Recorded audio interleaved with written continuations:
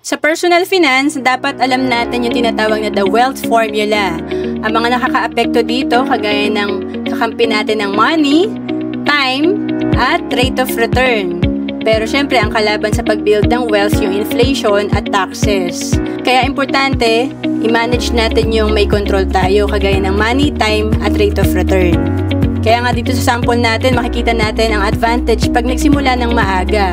Si Mr. Start Early, nagsimula at the age of 22, nag-invest ng 20,000 per year sa loob ng 6 years. Ang projected fund at the age of 62, nasa 9.5 million.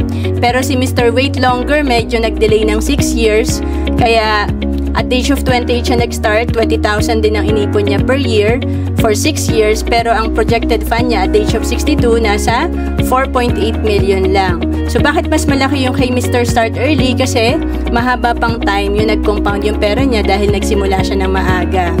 Kaya importante, simulan agad natin ng pag-iipon at pag-i-invest para ma-maximize natin yung oras na meron tayo. At kung naghahanap ka kung saan ka pwede magsimula, pwede ka sa Kaiser na dito tatlo na yung meron ka: investment, healthcare, at life insurance. At kung OFW ka, pwede ka sa Kaiser. We have online application.